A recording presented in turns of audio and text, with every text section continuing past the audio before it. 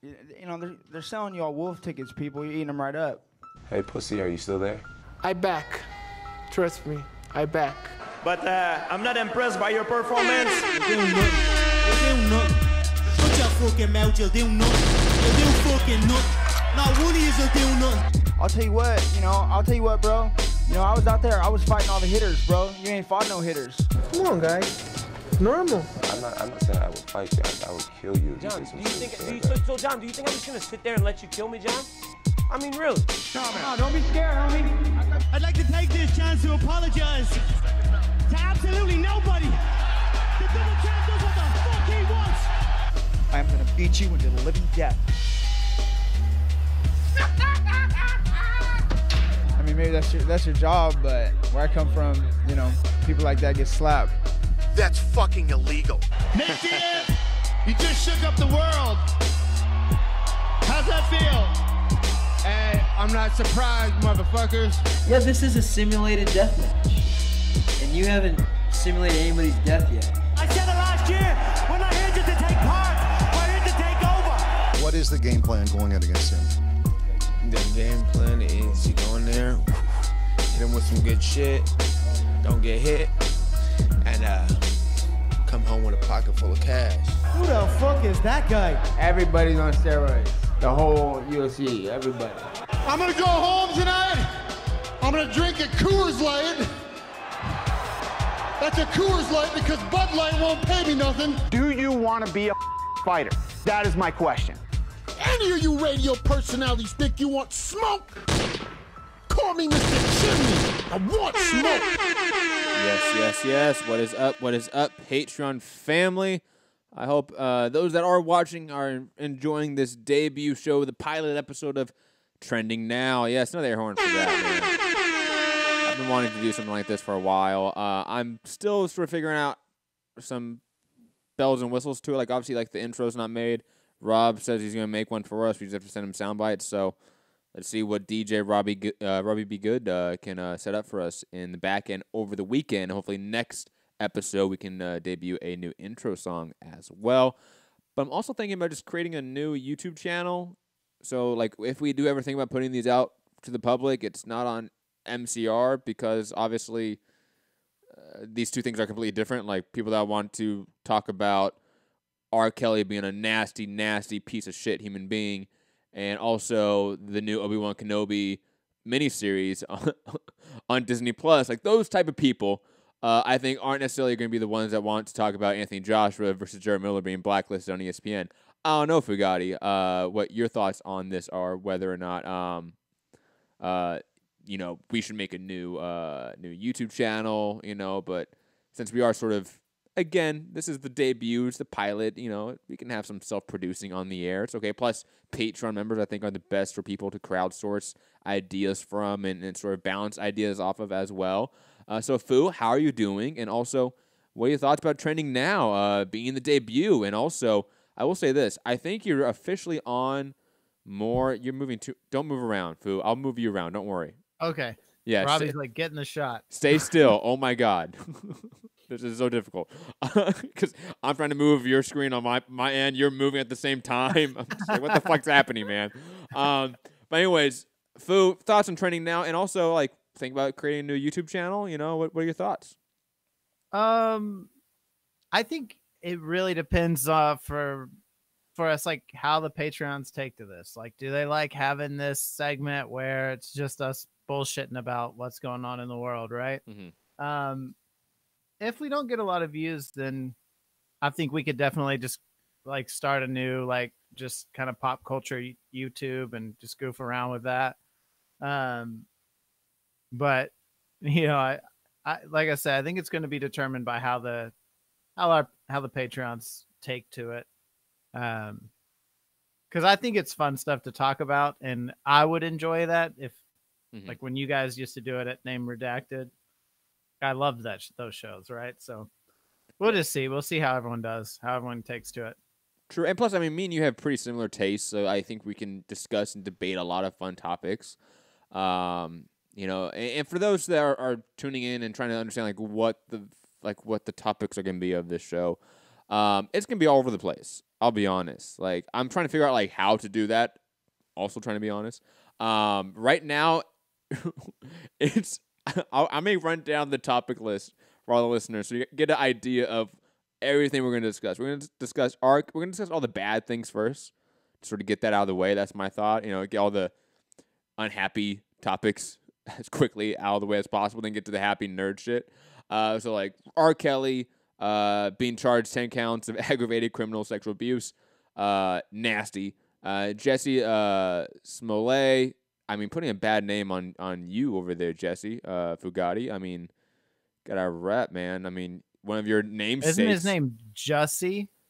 Yeah, but I mean, come on, Jussie and Jesse, like, really? We're really gonna harp on like that, like small phonetic change. But anyways, plus we're gonna have Game of Thrones talk because that's 8 weeks away. I can't believe it's 8 weeks out. The last season, man, only 6 episodes. Because one of my shows I watched, they did like we rewatched the first season, and the first thing it said, we have 8 weeks left, so the next 7 weeks we're gonna do a podcast each week about the season, right? Season 1, season 2, etc. I'm like, oh my God, it is 8 weeks away. Yes. I've missed that in my life.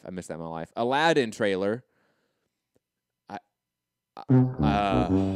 man, I want to like it so much. I do, but we're gonna talk about that obviously as well. Will Smith goes Blueface. Will Smith. Yo, Arrested Development just instantly sparked in my mind.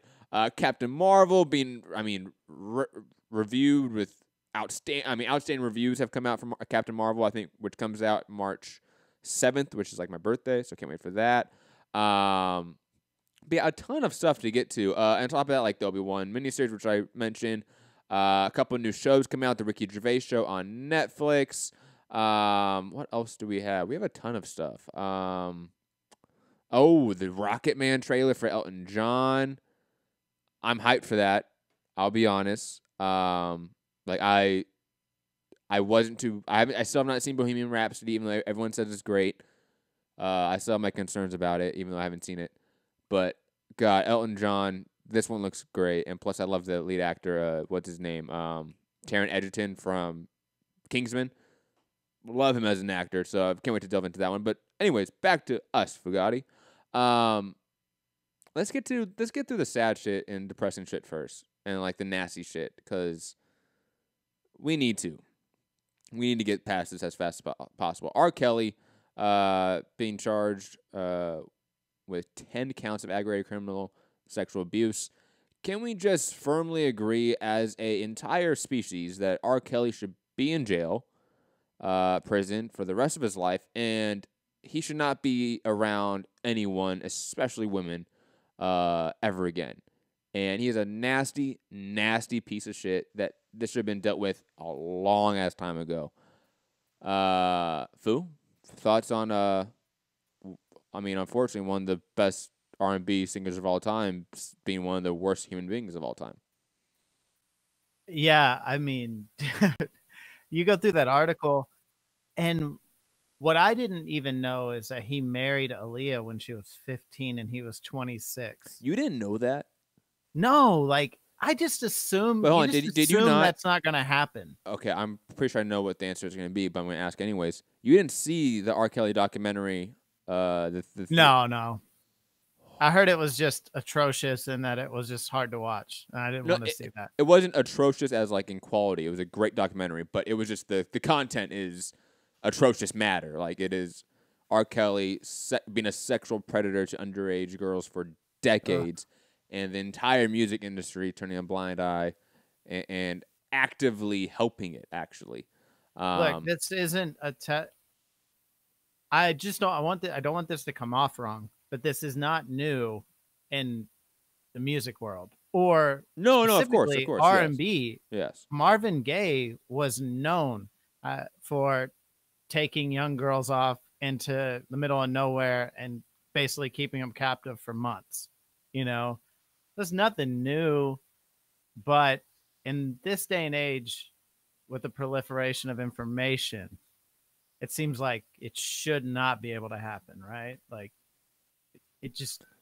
And yeah, I but don't know. hey, Foo, man, like we still have states in this country where the age of consent 16 years old and shit like that, man. Like that is it's crazy. We live in crazy times, man. Like we've had literal pedophiles run for election in the last couple years. So Yeah, and then have people defend him, and just like with R. Kelly, there's people who are like, "Oh, I don't believe this." It's like, how many people have to say the same thing before you believe it? You know, Bill Cosby, same thing. It's like 50 women. I don't believe it.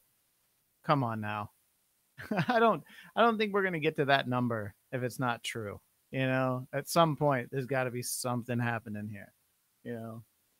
Yeah, and that's really all I have to say about it. And it's one of those things, like I talk about this with like our other show, right? Like about criminals in boxing, right? Like what do we accept in entertainment? We accept a lot in entertainment, unfortunately. Michael Jackson, you know, obviously Gary bring him up in the chat. You know, Marvin Gaye. I mean, you can sort of go down the list of people that have been known to be predators. I mean, Elvis Presley. I mean, you sort of go down the list of all-time greats.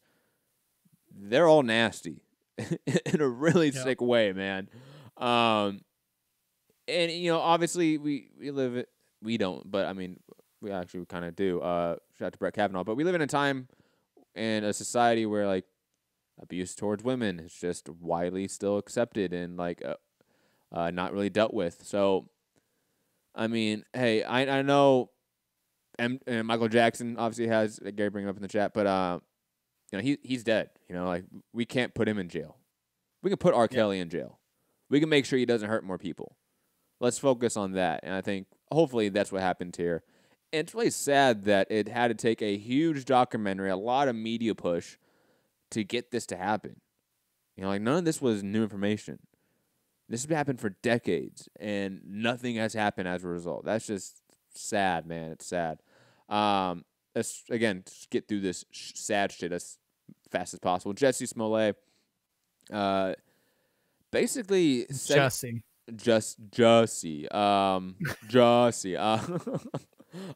Basically setting up a fake hate crime on himself with his two friends. One of them he may have been romantically... with that, I've heard the rumor. I don't know if there's any truth to that. I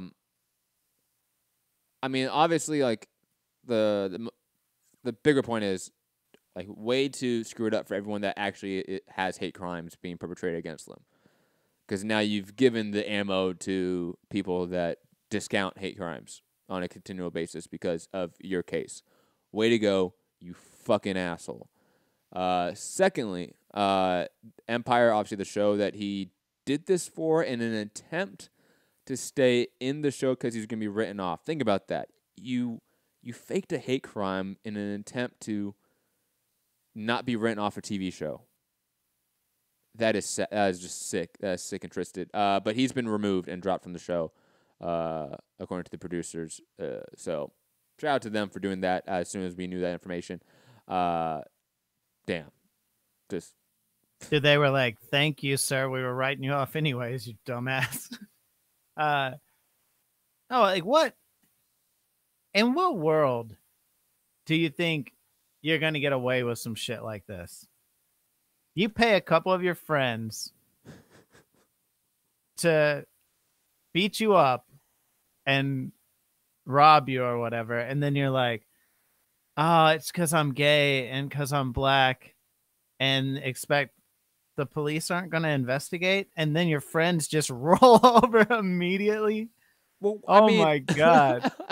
Like, then there is zero part of that process in that scenario that is logical. So, on top of it, it's just sick. Like, it's a twisted abuse of what is actually happening in this country and around the world right now with hate crimes on the rise and twisting that for your sick advantage.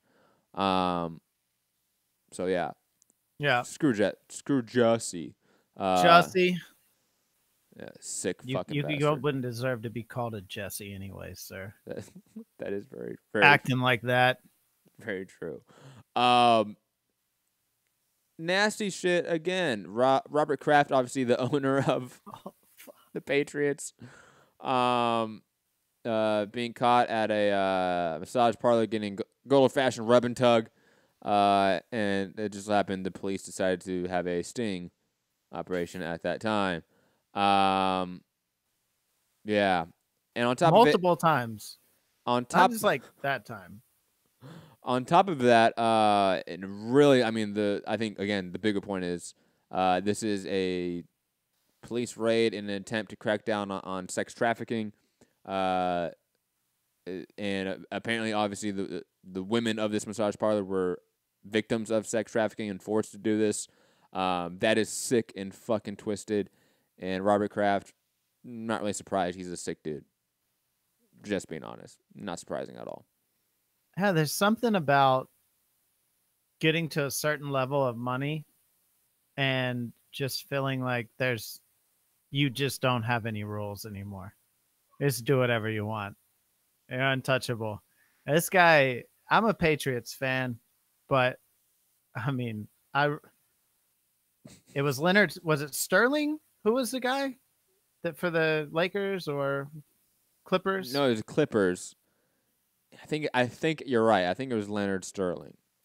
And he got ousted real quick. So I'm wondering if like the NFL just make this guy sell his team. I really kind of hope they do. Because he's claiming that nothing happened. I'm like, bro, they got you on film. They got you on film. Like you're like, I'm innocent. No. They got you on film. I'm sorry, bro. You're on video. Like you're going down. You're going down. But I don't know. He's not a good guy, obviously. He's just a rich fucking white guy in America doing whatever he wants with, with his power and money. I agree completely. Let's get to let's come on. Get away from that. All that sick fucking shit. No. Leonard Sterling is a Patreon member. It's someone Sterling though, right? Let me correct this, bro. No, you're right. It's something Sterling. It is. It might be Leonard Sterling. Hey, Rob. Donald Sterling. Is it Donald Sterling? I don't know. There's a lot of Donalds out there doing nasty shit.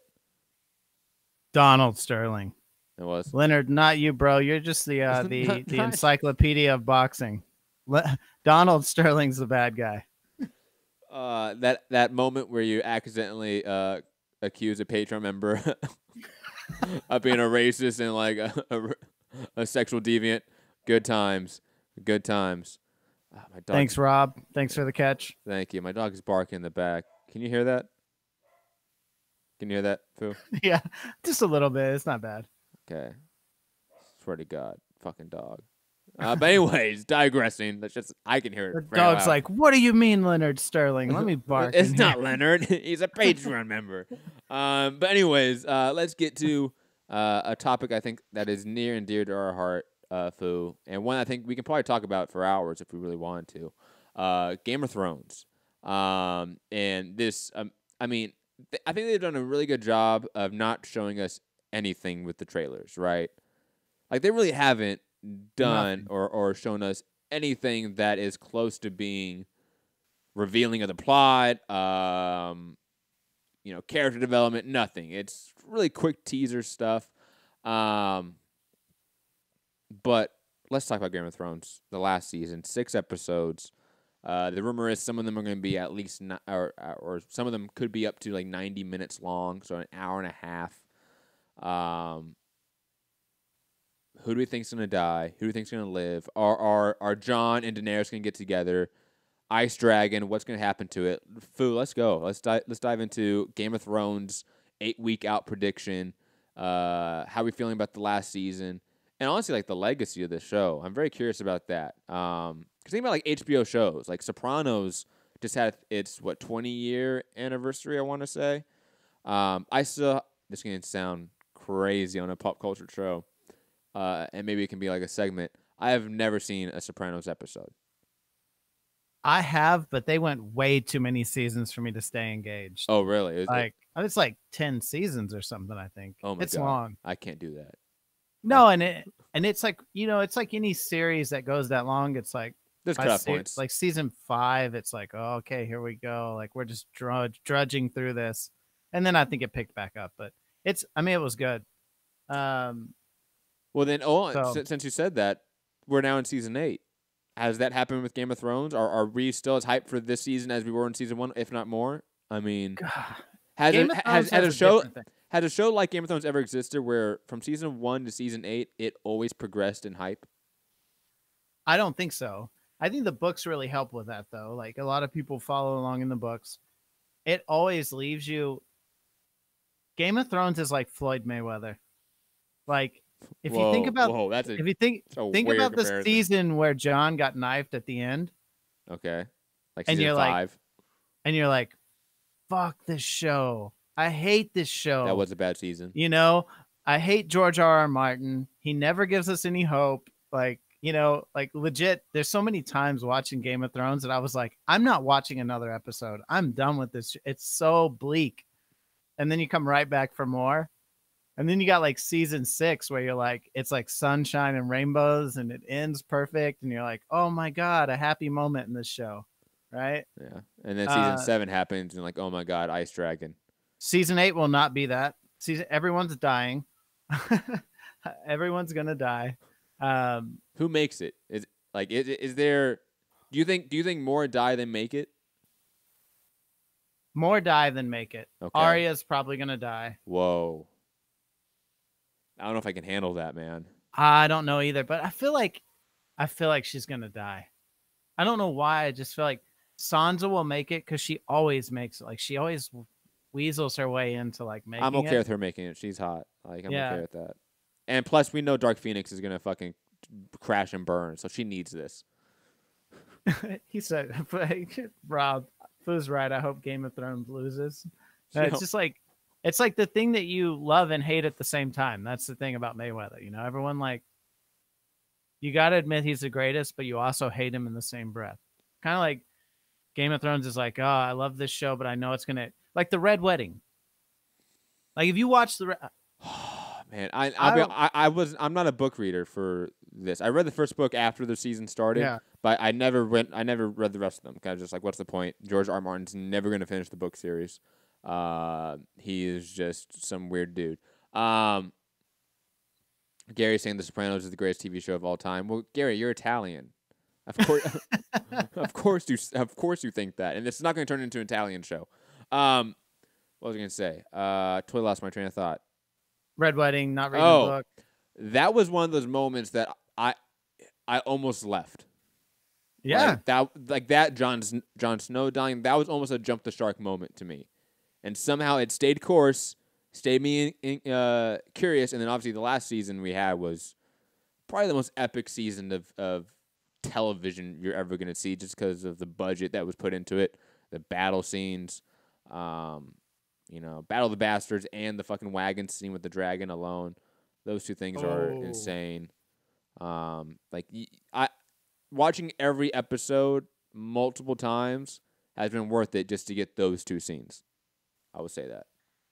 Yeah, so sorry, back to people who are going to live and die. I like that.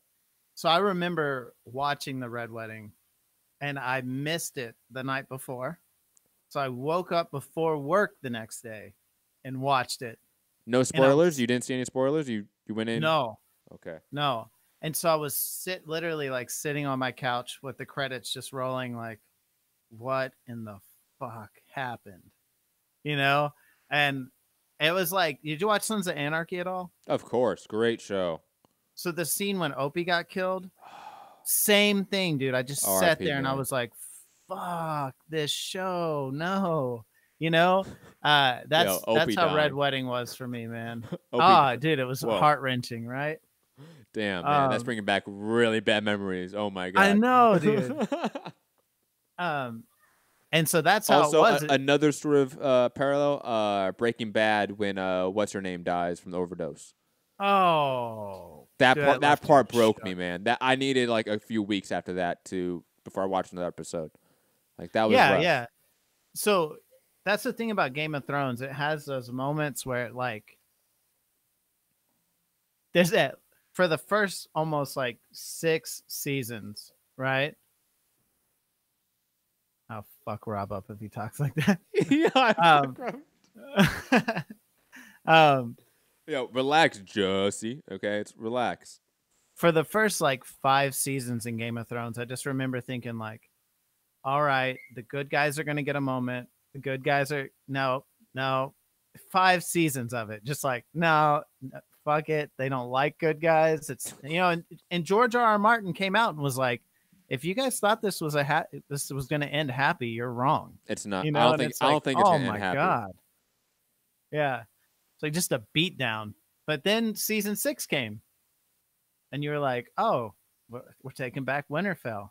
Starks are having a moment here, And so I think everyone dies. I think Daenerys. Oh man. She goes. I don't know that she doesn't make it. She doesn't make it. She doesn't make it.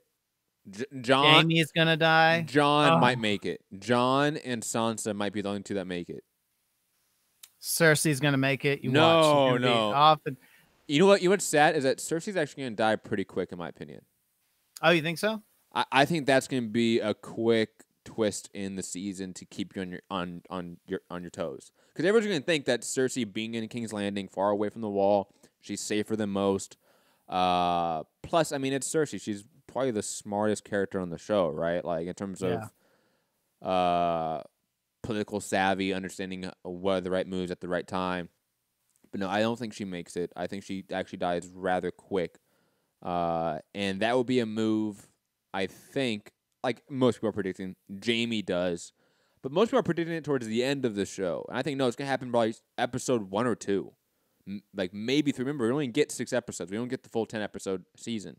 So I think Cersei goes probably episode 2. And well, that's going to be 3 hours in. So if you look at it traditionally, that would have been like the 4th episode of a regular season. So true. And he killed the Mad King for wanting to turn, what do they call it? Fucking wildfire? Is it? No. Wildfire might be it though, but that's not Dragonfire, but I feel like that's way too on the nose. Yeah. Anyways, I think that happens very early on in an attempt to consolidate what's left of the kingdoms and humanity to fight the White Walkers, and that is the trajectory of the story. Is that we get a quick sort of maybe episode and a half of, oh my God, White Walkers are coming. There's total anarchy, political disarray, but that needs to be solved rather fast. Because if it doesn't, I don't see how realistically you defeat them. I do think we end up with a, hey, we defeated the bad guys, but everyone died scenario, right? I think that's how we ended, a very bittersweet George R.R. Martin style, where there still is some hope, but it's dimmed and it seems almost still impossible. So I think we even get like maybe like a Bronn dying episode 1. Like we even get some people dying episode 1, I think, to initially get us, but it's not Cersei. I don't know who it is, but Bronn makes the most sense. He is still the most expendable character on the show. But one of my favorites, for sure. Easily. Tyrion's going to die, right? I was like thinking... I don't know how he dies. See, that's the thing with Tyrion. I don't know the mechanism of his death. Other people I can sort of see how they die, like Bronn in battle, Jaime in battle. Like certain people, I see him in battle. But Tyrion, how is he going to die in battle? Is he going to take the axe and the helmet again and go charging with the Mountain Clan, right? I don't think he does that. I think it would have to be a Cersei. Like Cersei would have to kill him. It would have to be something like that. But again, I don't think we get Cersei and Tywin dying or Tyrion dying at the same time. I don't know the mechanism. There might have been some foreshadowing, though. Like the lady, the older lady from the Roses, the Thorn. I know her name. Tyrell. Yes. Yeah. So when she overplayed her, she thought she was going to outsmart Cersei. Overplayed her hand, got wrecked. Like, I feel sort of like Tyrion's going to fall into that. Like, he thinks he's the best and the smartest and can maneuver through all of those things, and I think he's going to overplay but who is he going to overplay his hand with? Cersei or Cersei? Yeah, Cersei. I think he'll trust someone that ultimately works for her. So you think we get a scenario where Cersei kills Tyrion, and then Jaime, in a fit of revenge or whatever it may be, kills Cersei as a result? Yeah, or Damn. Jaime doesn't get to kill Cersei, and the Mountain Cersei kills doesn't. him. No. I don't You know, know. if they do that, no, the Mountain has to die from what's his name? The Hound? No. Yeah, the Hound, right? No. Well, the Mountain needs to die from the Hound. Thank you. That's what I'm trying to say. Yeah. Yeah, I think that's I don't know. Maybe the Hound and Jaime are there. The thing is, we're gonna have so many characters together that, and in scenarios that we aren't just accustomed to. Like the rules of Game of Thrones is potentially out the window with this last season. Other than people are gonna die.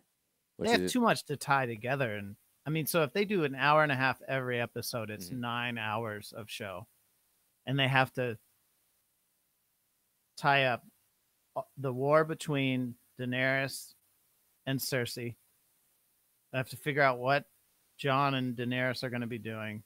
They have all this stuff from Theon and his sister, and him going to find her. So that storyline, yep. Right, and then they have the White Walkers, and what happened at the wall when it came down. That's probably semi where it's gonna start, I would assume. Well, you can't jump too far in time because they're already moving. They're here, you know. Like yeah. you're on a timetable, on a deadline now, in a sense, story wise. Yeah. I mean, realistically, let's be honest. We've had Littlefinger go up and down this entire continent like it was nothing. Yet the White Walkers are going to take forever. Realistically, when does that battle take place? Or maybe it would be very Game of Thrones like if the White Walker issue is an issue that is dealt with before the end of the season. Similar to how, like, the big final battle is usually not actually the last episode of the season. It's like it usually is like episode 8, right? It's usually how they did it. Like, yeah. And they have 2 more episodes after that to sort of like epilogue it and tie up the season. It would be very Game of Thrones like if, let's say, I'm wrong about my earlier prediction, and the battle with White Walkers is episode 4 or 5, maybe takes place over 2 of those episodes, and then the last episode is actually Daenerys, Jon versus Cersei, and what's the company's name? The mercenary company that she just paid for with war elephants and all that. The Golden Company, I think it's what it's called. Golden Company, I think, yeah. I could see that. And that would be a good sleight of hand where we think, oh, the big battle is going to be the White Walkers. And nope, actually, that's the 5th episode. And Cersei is actually, she went from abused housewife to the #1 bad guy of the story across 8 seasons. That would be a cool story arc, especially since Cersei is probably the most developed character on the show and one of the fan favorites, even though she's one of the most despicable characters in TV history.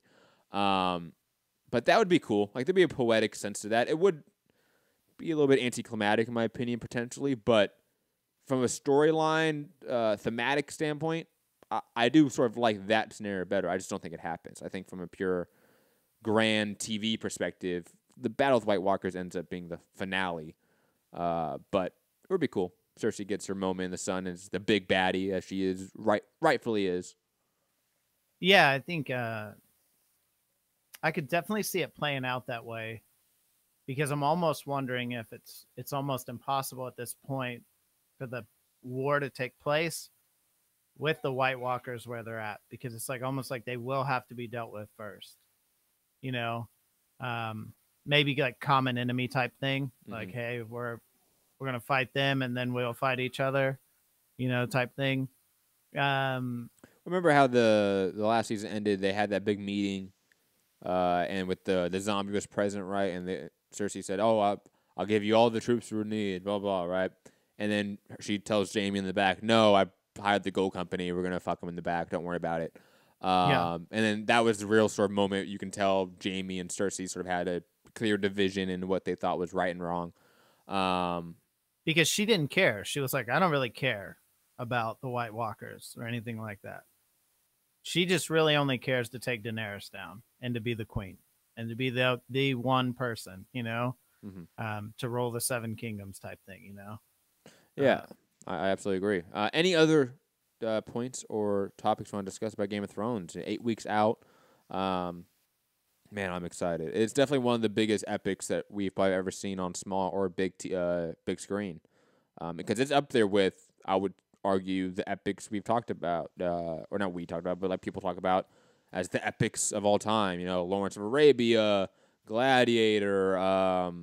What's another one? I'm completely forgetting. Why am I forgetting? It's like Lord of the Rings. Lord of the Rings. Wow, thank you. God, fuck. I think it's on par with those easily. Especially if this last season turns out to be as epic as we thought. But speaking of not so epic, oh my God, this trailer for Aladdin came out. I think it was the Grammys or the Super Bowl. I forget which one was the Grammys. I think it came out. I feel like I watched it around the Super Bowl time. I feel like it was Super Bowl time. This was bad, right? Like in a lot of different ways. Like Jafar's voice was not intimidating at all.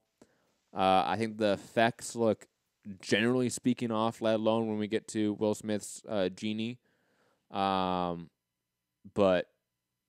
God, that blue-faced genie, man, did that become a meme? And how quick did it become a meme? And it's one of those things where I think the shadow of Robin Williams looms so large over this project and Will Smith's casting that I truly think that regardless of how it looked, it would have been negatively received, or at least mixed received, But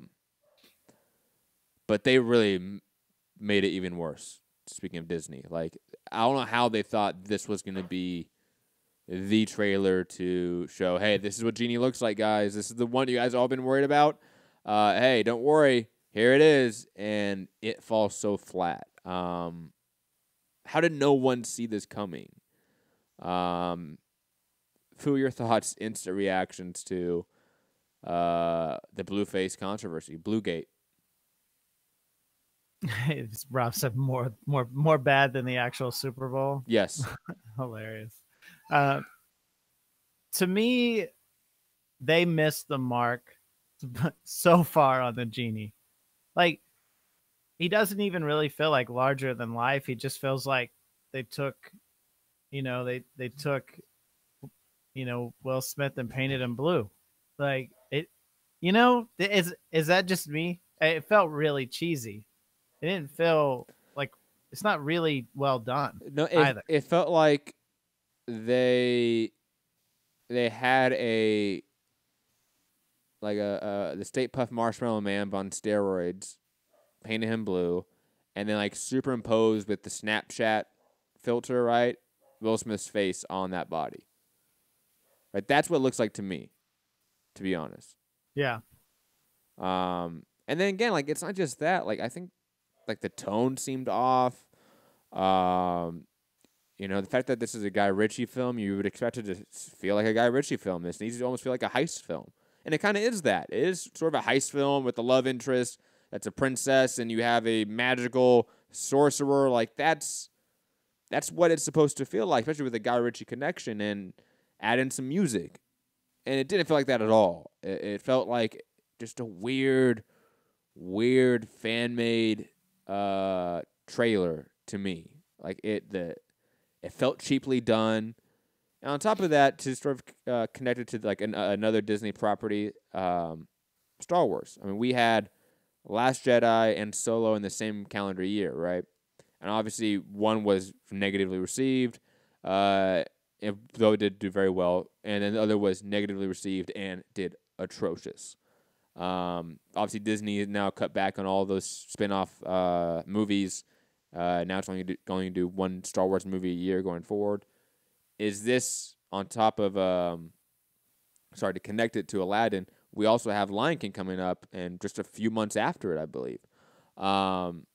Is this a matter of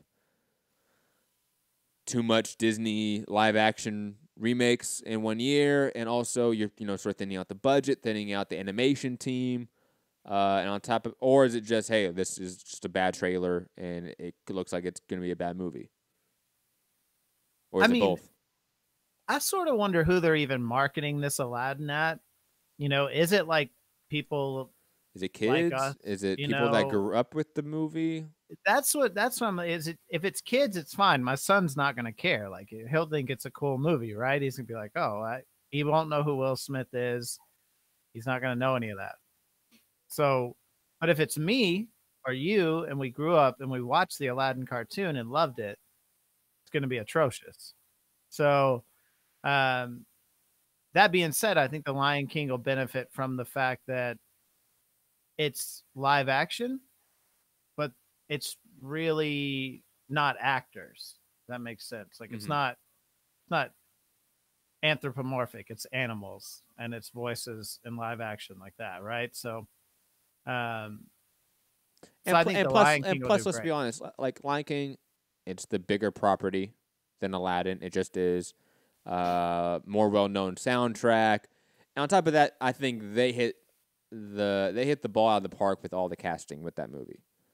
The only one that really got any criticism was the Seth Rogen one for Pumbaa, and even then, I think people got over it really quick because they felt like they were casting a predominantly all-black cast. Beyonce, Childish Gambino, obviously James Earl Jones coming back and doing the voice, and I forget who else they cast. They casted a bunch of people, and like Seth Rogen was like the one white guy, and that got criticism, as I understand it to be, and.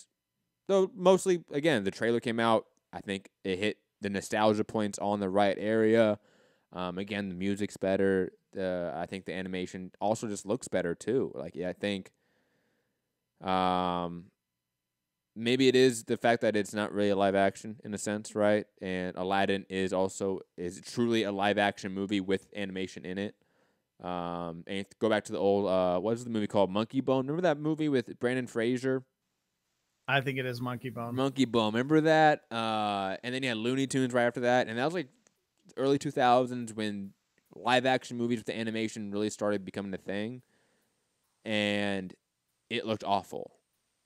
The animation looks the same. Like in this Aladdin trailer. Like that's my... Right? Like I feel like I forget the monkey's name. God. Abu? Right? That's the name of the monkey in Aladdin. Right? Yeah, something like that. I think it's Abu. He looked off too. Like it was just, I don't know. It just seemed off in every way. I wonder what the box office is going to be for this one, and how it affects obviously all the live action remakes coming up because they're remaking all of them. I mean, I forget exactly what's next on the docket, but they're doing everything again. So I think we're getting a new Hercules coming up. I think we're getting a new Pocahontas coming up. I think we're getting a couple other ones like Sleeping Beauty. I think is coming up. What else? A few other ones. They're going all out. Yeah, but I mean, but if Aladdin fails, I don't know if they do that. Similar to the Star Wars movies. Did you watch on Netflix? They did like was a prequel to the Jungle Book, I guess, or called Mowgli. Yeah. No, I didn't see it. It's really good. Well, that's not a Disney property though, is it? I don't know. Because that IP, that intellectual property, that story isn't Disney owned. Ah, okay. That's why you see 1,000 of those movies, and from all different companies, is because no one owns that IP. That's I forget the term. It's like free commons, right? Something like that. Like because that story is that. It's old enough. It's old enough, yeah. Like that story was written in like the 1800s, I want to say. Like Huckleberry Finn. Like technically, I think like any studio can make a Huckleberry Finn story or movie. Stuff like that. That old. That's another one. Frankenstein. That's why you see a bunch of Frankenstein adaptations from all different companies. Oh, okay. It's old enough. All right. Well, it was really good, and that's why I think the Lion King will be good because they really did well with like the animals, and how they talked and the snake. It was very well done. And so I kind of feel like Lion King will be able to do that really well. Whereas like, I don't know that I want to see Seth Rogen as one of the seven dwarfs in Snow White,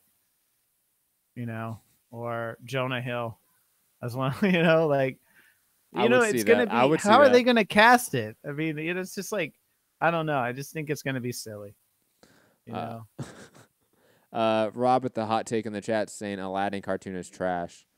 I don't know how you could think that.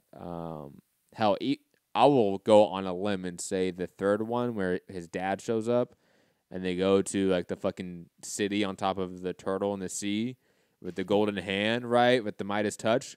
That one's dope too. Fuck off. Plus the TV show, fantastic. You are speaking to my generation, Rob. You better come respect.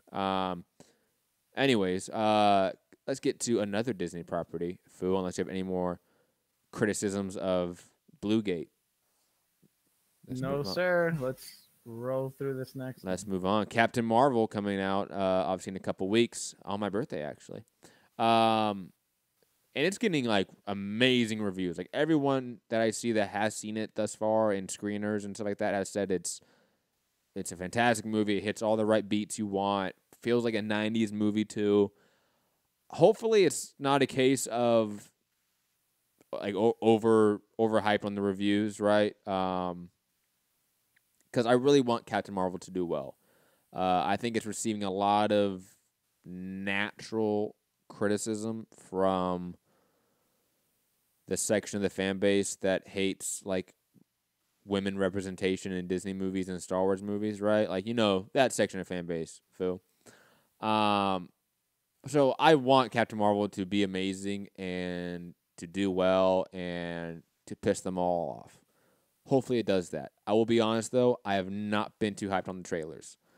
Mainly because I feel like Brie Larson has been too quiet in the trailers. Like, she hasn't really talked in any of them. It's always been, like, stoic scenes of her being silent. And I don't know if I want a silent hero. And I'm also not really familiar with the source material. Like, I haven't read Captain Marvel comic book material, really.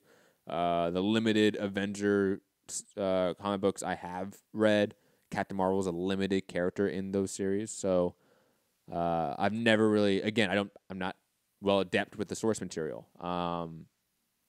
But if they're able to nail this out of the park in its own unique way, similar to like Jessica Jones, I think nailed it out of the park for women representation in comic book movies and comic book material. This will be massive. I mean, it's speaking to a different demographic than me and Fu. Like, there's another 50% of this world that want to see a female woman superhero that's badass, that is the best one.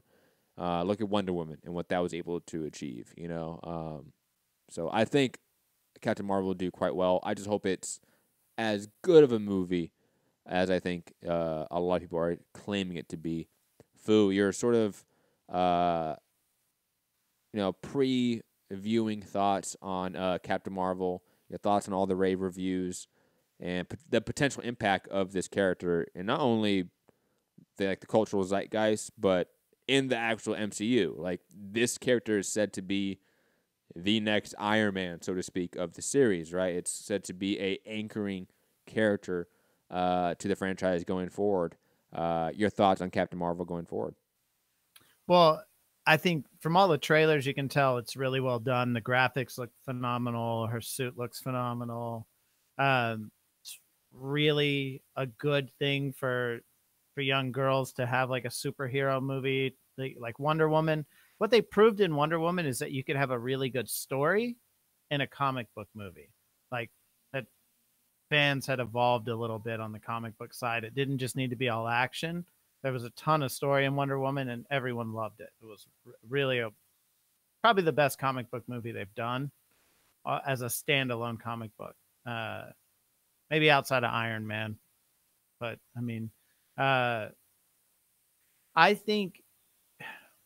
So I don't know a lot about the background of Captain Marvel, but I believe this is the character that they have to introduce because she's the one who brings everyone back somehow, or she initiates the bringing everyone back in the end of Endgame or in Endgame or whatever. That, and on top of it, I've power-wise, like in terms of like raw superhero power, she is the most powerful one of the bunch right now. She is beefed up times of 10, compared to Thor, Hulk, all of these. So, in theory, she's also the one to potentially defeat Thanos, which would be, I think, poetic in a way. Though, I would like Thor to get another chance. Like, I think that would be cool, because I think he's going to deal with some massive PTSD in the next movie, feeling like he let everyone down, and he's the cause of everyone dying because he just didn't go for the head. But yeah. Should have went for the head. Should have went for the head, man. Oh. But Captain Marvel, on top of that, she is a very leading character in the comic books, from what I know, in terms of just the Avenger leadership. So, in theory, Robbie Downey Jr. and or Chris Evans are bowing out of the series post-Endgame. It seems like Black Panther, Captain Marvel are going to be the two ones ascending into that role of both the moneymakers of the franchise and the de facto leaders of the Avengers. And that'll be interesting, because we go from two white guys, two Caucasian guys, very simple. One's a billionaire, right? One's a super genetic freak, to a African king and a woman. That would be just poetic in a way to transition from like the culture of 2008, which is not that long ago, to 2019. A very meta point there, but I would be fascinated by that. I just can't wait to see it. I think it, I'm ready for another Avengers superhero movie. Yeah, I need that in my life. She's an alien, correct? Like she's obviously an alien of some sort. Mm-hmm. She is an actual superhero, not just like maybe like a Hawkeye or something. That's she's like yeah. And apparently, so what is she? Whoa! Why the shade on Hawkeye, man? What the hell? What did Hawkeye do to you? It's Jeremy Renner. Yo, man, his family may have died. He is Ronin right now. Okay, just killing people without any shame. Put some respect on his name. But the people that are left, right? It's like you got Black Widow, who's not a superhero. Yep, she's just a hero. Who's allegedly getting her own either movie or TV show on Disney Plus. Yeah, and then, I'm trying to think of who's left. Iron Man, not technically a superhero, has a super suit. So really, there's not like a superhero left other than Thor, but he's just really a god. But so she's like the Marvel Superman is like kind of how I feel. She's going to be super powerful like that. Yeah. I feel like that's an apt comparison. Plus like she doesn't have like the heat death ray like with her eyes, but she has like the fucking like blaster through her hand shit. She's dope. There's a cartoon Marvel like show, air quotes show, because it's like one episode. It's like a Christmas themed one. Captain Marvel's in that, and that's my real only like media sort of viewing of her. 'Cause I don't think she's been on any other like Marvel TV show property. But if anyone wants to get a glimpse of like what the character can do, what she's like, from just again a IP perspective, watch that. I think it's called like something Frost, but it's on Netflix. Just type in like Avengers, you're gonna see it on the Netflix list, and go watch that like with your kid or something like that. Anyone out there listening, worth it. And plus, everyone loves watching Christmas cartoons. Any other actually. Let's stick on sort of this realm MCU.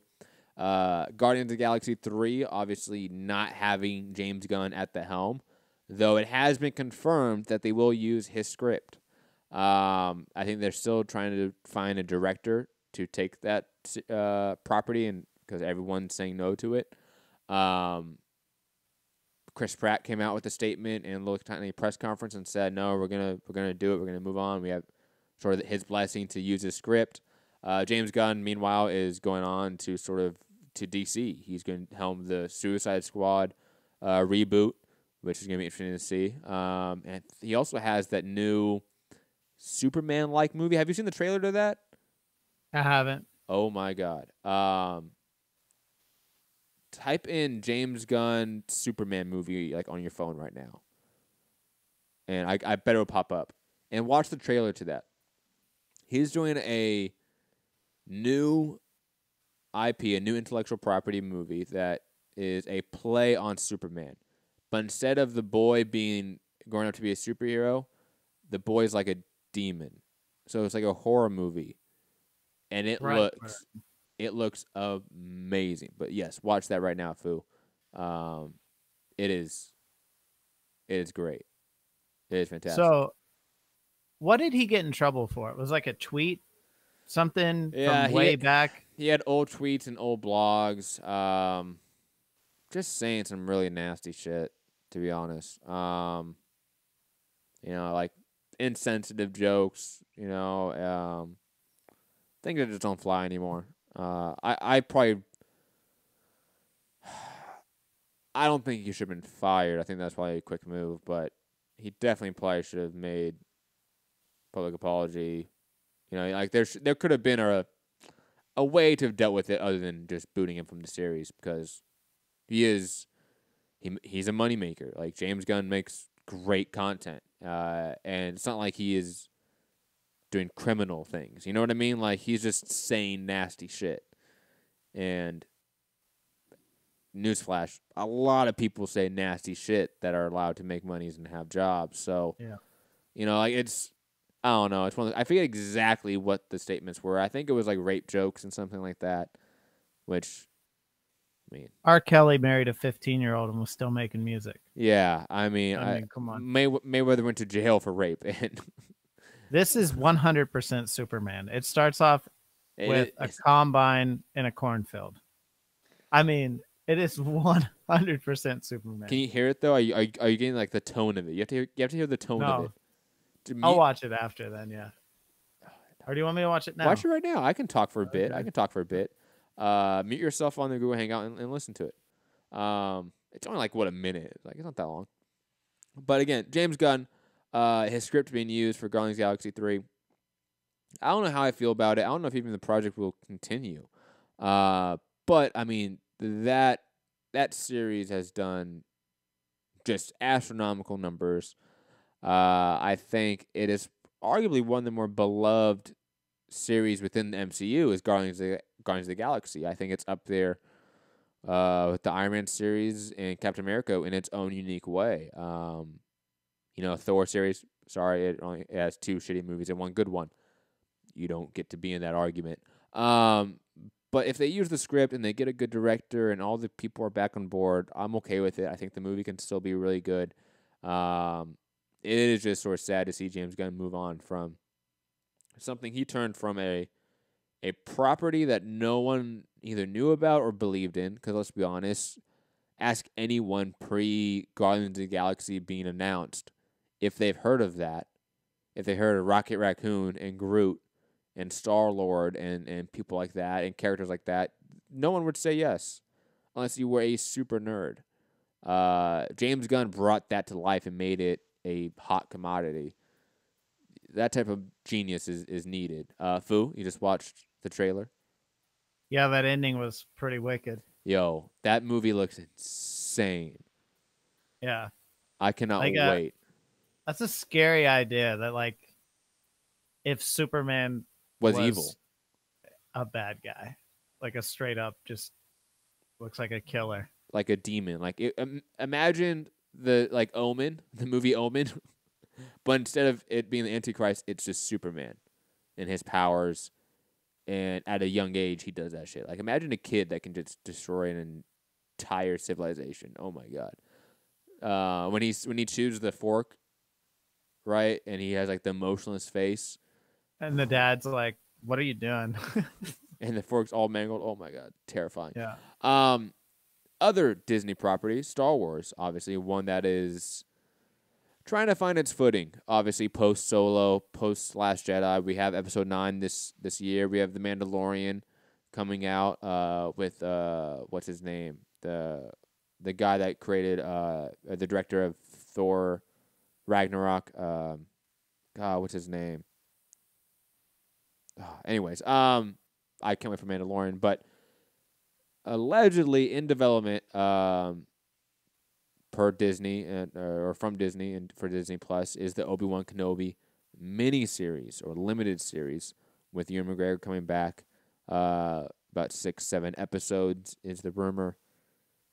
Obviously, they were planning a movie.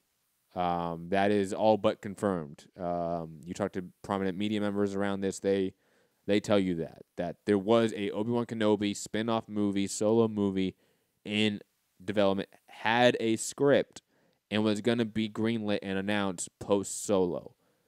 Solo tanked and ruined that. But now it's being shopped around as a miniseries to Disney Plus.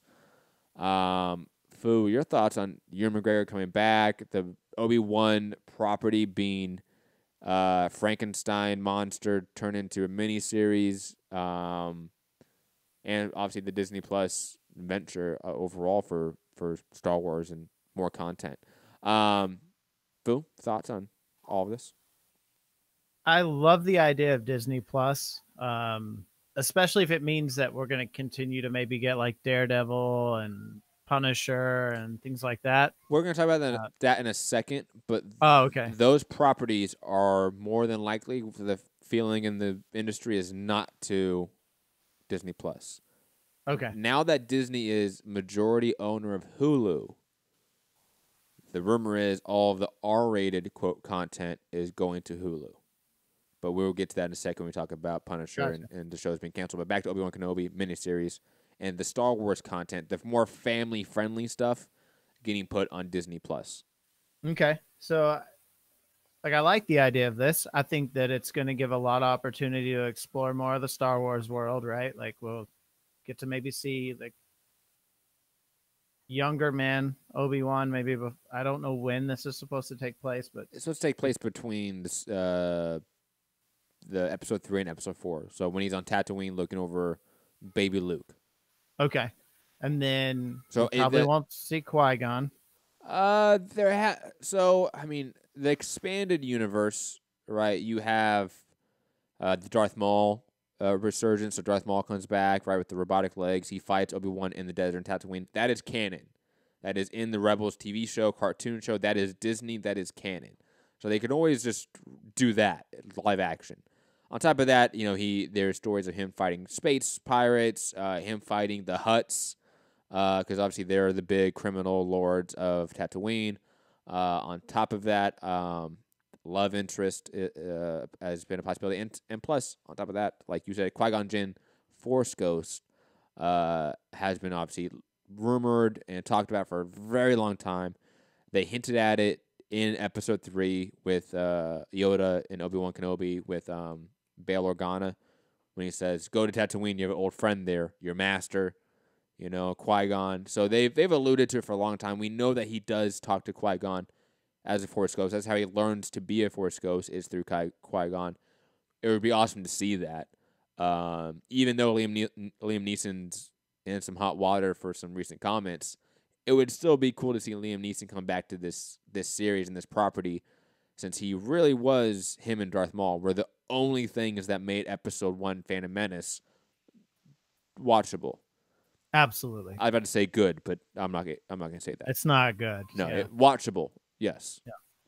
Yeah. So, you know, obviously, I really like the Star Wars world. I would love to see, like, you know, them get into some of the other really cool Sith Lords, and even potentially into, like, you know, maybe Grievous's story more.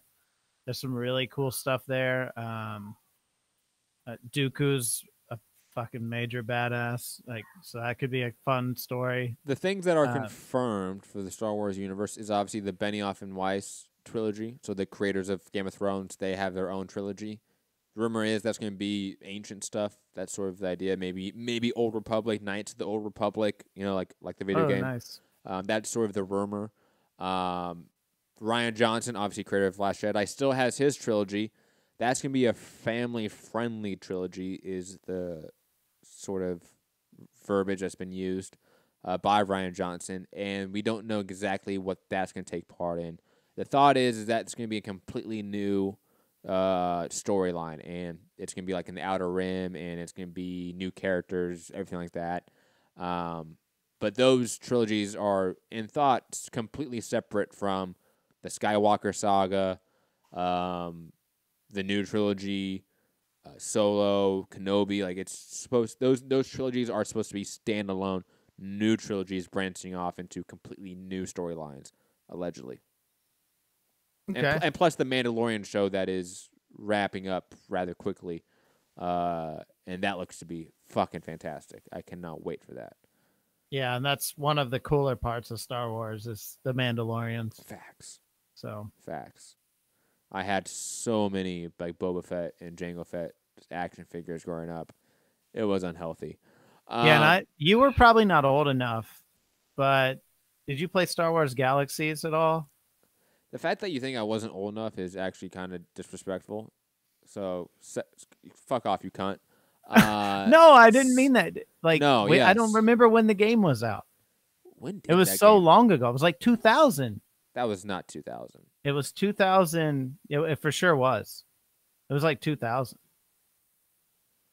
Star Wars Galaxies, the massively multiplayer game, was around a while, but it started like maybe 2002. 2002 could be likely, or 2001. No, I definitely played it. I sucked at it, but I definitely played it.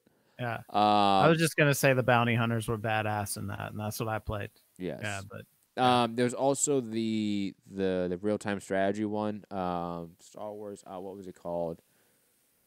Like Empire at War or something like that. Well, I don't think I played that one, but I know what you're talking about. It was kind of like you could Command and Conquer. Or whatever, yeah, right? it was. Yeah, it was like Command and Conquer. Oh, it was fantastic. You could literally conquer the entire galaxy. It was fantastic. You have space battles and stuff. Command entire fleets. It was amazing. Let alone That's cool. Let alone like Knights of the Old Republic. God, those were the best. Those were some of the best RPGs still to this existence. Star Wars video games used to be the shit, man. Like total side topic I don't have on the docket, but remember when Star Wars video games used to be cool and like used to be like everything, even like the bad ones. And there were some really bad Star Wars games, but I would buy them all. I would love them all. There was that really shitty Clone Wars video game where you were just in vehicles and it was just vehicle to vehicle battle. Remember that? And it had like a completely like arching storyline about Anakin meeting like the ghost of Revan and everything, and like that was awesome. But like the gameplay was kind of shit. But great storyline. And they did like the X-wing one where it was just like it was just all flying missions, but it was actually not bad. You know, it was actually Jedi Starfighter 1 and 2, fantastic. Let alone when you get to like Star Wars Unleashed, like even that was, I think, a great game. Force Unleashed was fun. Got a little repetitive. I bought Harrison that new one, Star Wars.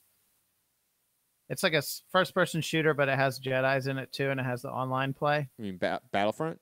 Battlefront. Yeah, I got him Battlefront 2, but he doesn't really like dig it. It's not the same.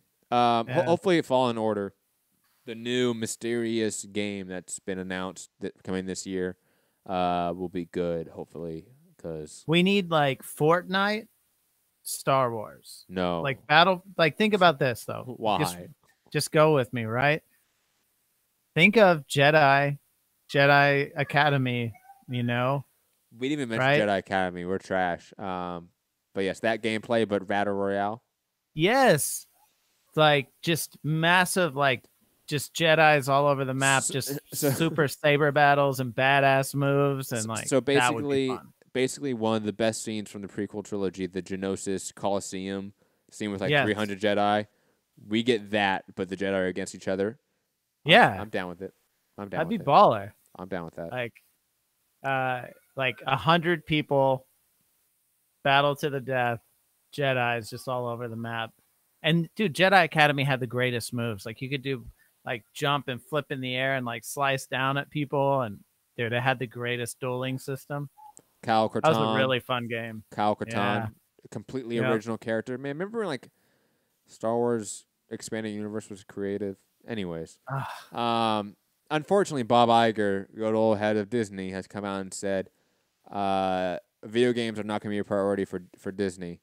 We're going to continue to unload them to third parties, i.e., EA is continuing to make fucking Star Wars games, and EA is such a trash company.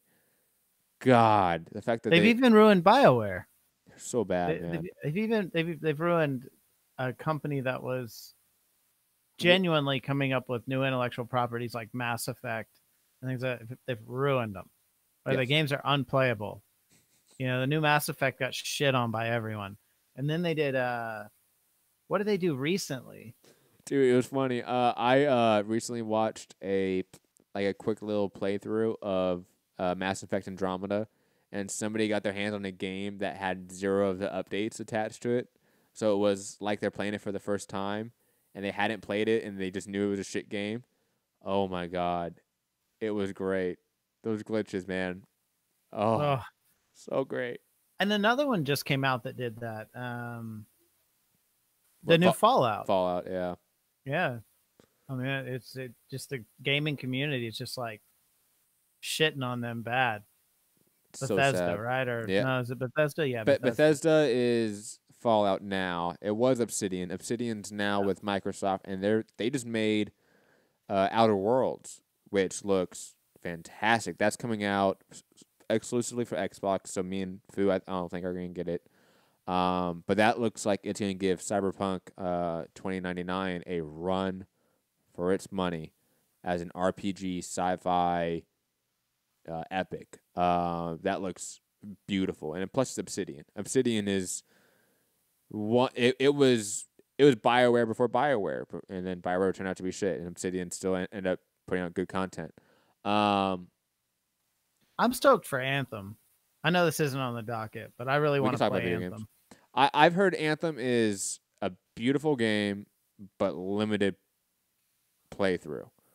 I have not played it yet. I probably won't. I played the new Apex Legends, that new battle royale. Hated it. Oh my god. Oh, okay. My buddy's playing the shit out of that. He told me to try it. I hated it so much. I thought the loot system was shit. That's why I want to play Anthem, because it is BioWare, and I just want to see if they can do something really good again. But yeah, I'm sorry, that's not gonna happen.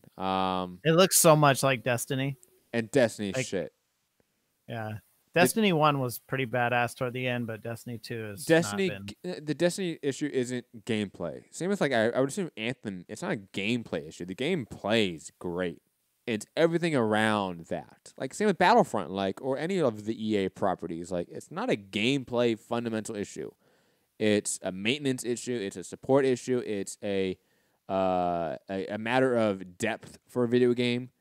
When you looked at a CD Projekt Red, who just made obviously Witcher 3 a few years ago, which I've played insanely the last couple weeks because I just got it and I just started playing it. And they're making Cyberpunk 2099, right? They built a game with 200 plus hours of content in it. That naturally comes about. Rockstar, they have the trust of the consumer that when you buy a Rockstar game, you're going to get 70, 100 hours worth of content in there. Fuck, Battlefront, all these other games that EA has been making, you get maybe 8-10 hours out of real enjoyment from them. And then it becomes repetitive, same shit. Same storyline, same maps. The games are very limited in terms of scope, in terms of variety. Even though the base gameplay mechanics are flawless. Call of Duty has this issue and had this issue, is that Call of Duty is probably the best functioning first-person shooter of all time. But it's everything else around the game that devalues it, because there's a lack of variety in the gameplay. Basic gameplay functions are great, but that's all it is. As Fu tells Harrison or his wife that, no, I'm on a show talking about video games. Relax. That's what men do. That's how we're about to finish up. But anyways, video game talk. I don't know how we got on that, but go play Witcher 3 if you haven't, because that's insane. I need to get it. Oh my god, I'm so mad I did not play it when it came out. My brother always tells me to play it. My brother's such a hater of video games, right? if it's not He's a the snob. best game ever, right? It's like I got him God of War, and I was thinking, oh, he's gonna hate it, and then he came to me, he's like, oh my God, I love this game. It's like up there with Witcher 3. Still haven't played I was it. like, I never played Witcher 3, and he's like, oh well, you haven't played the best video game ever made then, because it's that, and I'm like, oh okay. Wow. And if he's like giving it that much praise, it's got to be good because he just plays everything and hates it. You know what's funny? Witcher 3, I'll be honest, like Witcher 3, playing it this year and it being my first time playing it, on top of Red Dead Redemption 2 coming out, Spider-Man coming out, really big open world games, right? Ones that are video games of a generation, arguably, right? Witcher 3, better than them, by far. I got a similar feeling as I got when I first played Red Dead Redemption 1. Of like, oh, this is something new. This is something I've never experienced before in a game. The total experience, it's immersive. I don't want to leave this world. Witcher 3 has that in spades. I don't think any fantasy game comes close to what Witcher 3 does. Like Elder Scrolls, Skyrim, none of them come close to what Witcher 3 is. The characters, in terms of not necessarily development, but just, even though there's a lot of character development within the within the video game, the character depth, I think is probably the best way to put it, within Witcher 3, is probably unparalleled. Like, again, the closest thing that comes to it is maybe a Red Dead Redemption game. And that is, I don't think it does. Like, I remember when I wrapped up the main storyline of Witcher 3, I was thinking, I want to just see these characters again. It instantly made me hype for the new Netflix show coming out, even though it's been kind of criticized for its casting. I just want to see those characters again. Like, I want to see that world again. I don't know, best game of all time. It's hard to make that claim, but it's up there. Like, this is on my short list of games that I will just say is like, that's on the Mount Rushmore list of video games, is Witcher 3 by far. Nice. And it's funny because that's also a game that still has some glitches here and there. There was one time I was riding my horse and all of a sudden the back legs like just floated in the air, right? But it was still running. And I just did that for a good 10, 15 minutes, laughing my ass off, right? And going down the hill, its ass is in the air, and it's on its front legs just prancing about. And I'm laughing. And obviously, I had to pause the game, close the app, restart it. Kind of frustrating, but the game is so good. Besides that, I get over it. Some of the movement of your guy and the horse is a little bit frustrating at times in terms of especially compared to Red Dead, where everything you touched there's a reaction to. So it became a very sensitive feel to it. Witcher 3 is nope, I can just run through a field and my horse is gonna bounce off trees like it's nothing. It just takes a bit to get the groove of it, especially compared to Red Dead. But yes, go play Witcher 3. You, Fu, and anyone out there listening, if you like video games, it's one of the best video games of all time. Nice.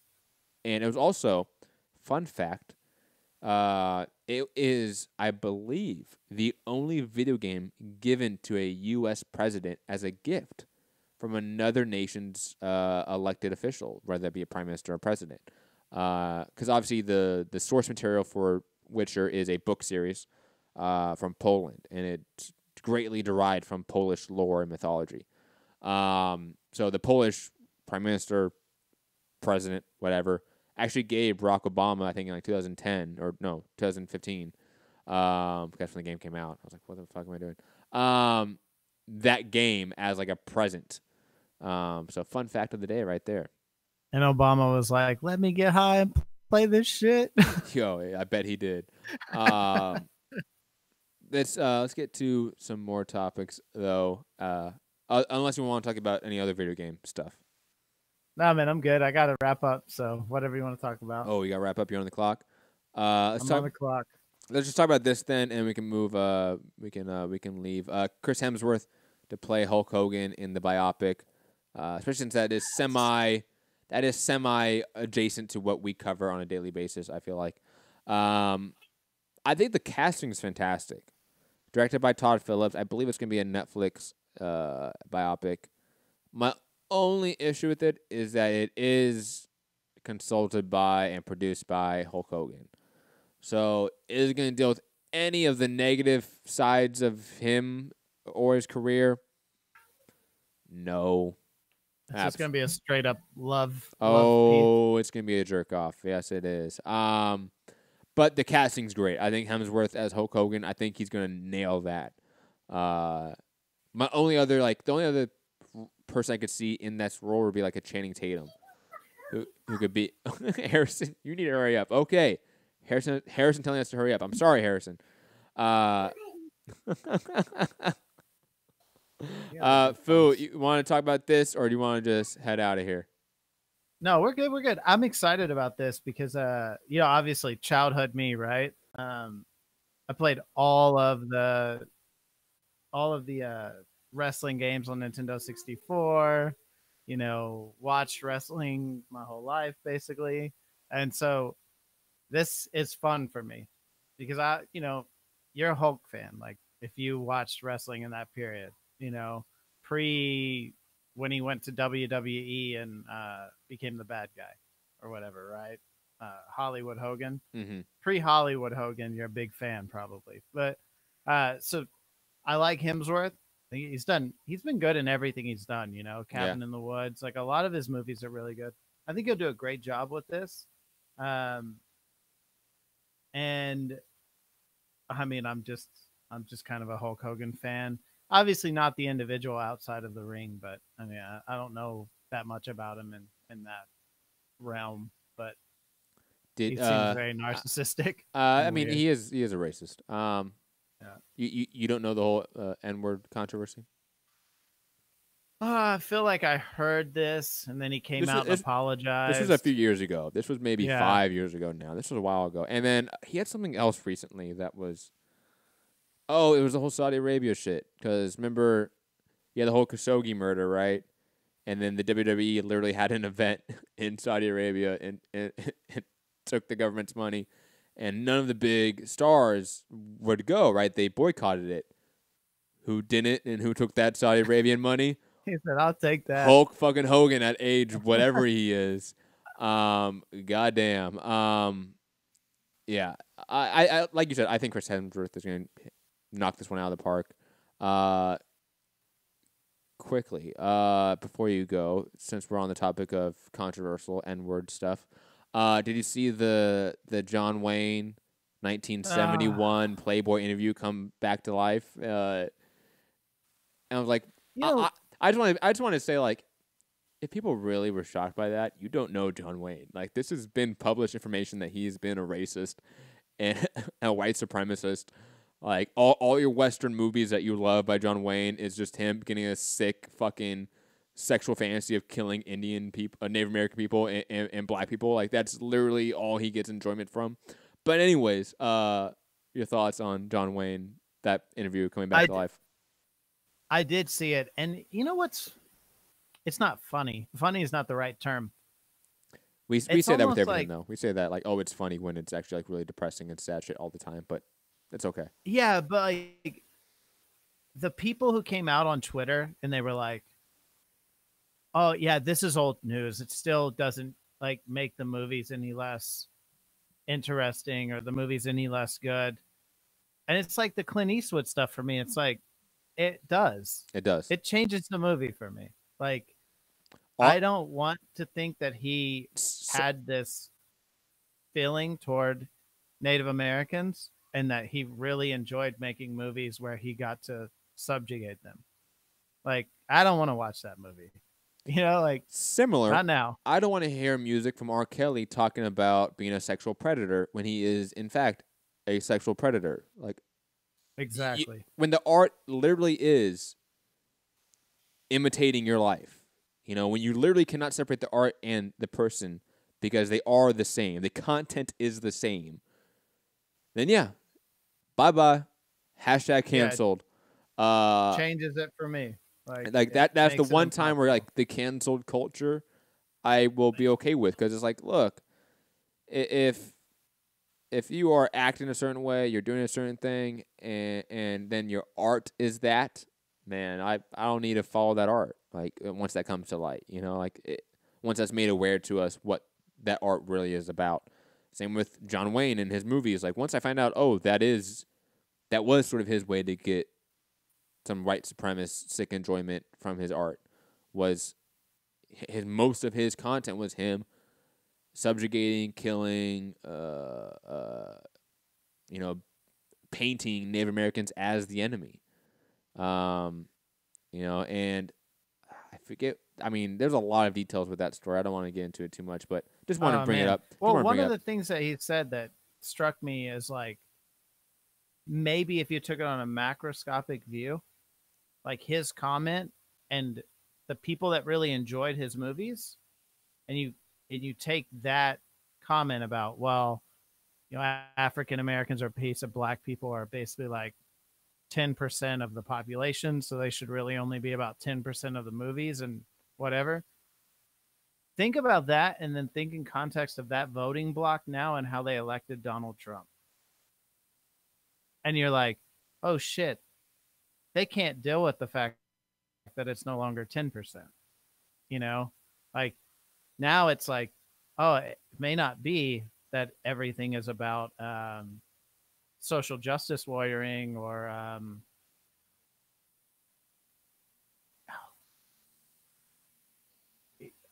I don't even know the word for it. What am I thinking? What word am I trying to think of? SJW. The equal outcomes, like it's not a matter of equal outcomes. It's like there's more representation of black people and women and minorities in movies and entertainment and leading companies and running sports teams, because guess what? That percentage has changed. And so when you're just hella old and you have that mentality of like a John Wayne, it's hard to watch the world change like that. Like, oh, well, I 100% when you hear John Wayne say that and you like go macroscopic and look at it like, well, shit, that's these people who voted this guy in. Yep. Not all of them, obviously. I'm not saying it. I don't want to say that everyone that supports Trump is a racist, but that's a stupid comment to make. But there are people that are, and there are people that think exactly like John Wayne, and they're still alive and supporting, a move toward that as a country, which is odd to me. But yeah, I mean, it's the same. It's the same people again, just sort of connected to pop culture, nerd culture, which we love. It's the same people that got upset that an Asian actress was cast in a Star Wars movie. It's wild. That to me is like, why? What does it matter? It's a fucking fictional movie. It's a fictional character. If the person writing the story wants to change the color of a person in the story or the gender, who cares? How does that affect you? Especially a fake story. Like, this isn't real. You know what I mean? Like, exactly. Like, guys, I understand that, like, Miles Morales, another great example, right? He was created, like the mid-2000s, I want to say, right? That character. He was received with a lot of backlash. Mark Bernard in the article, the writer that proposed the idea of Miles Morales, shout out to Mark Bernard, one of the great, journalists in the game. And plus his podcast with Kevin Smith is hilarious. I bet. Oh yeah, it's Fat Man Beyond. You gotta watch that. They're literally in a bar with a crowd that's a Star Wars themed bar, and they just talk pop culture shit. It is yes. It is amazing. I will send you links. Don't worry, Foo. Nice. But again, like we're in an age where like that section of the population is very loud, and if you don't want to be associated with them, then make it very clear. If John Wayne was still around today, he would be associated with that crowd. Let's keep it 100. He literally said, "I am for white supremacy." He literally said those words. Who? John Wayne. Oh yeah. Okay, I thought you were talking about someone modern day. No.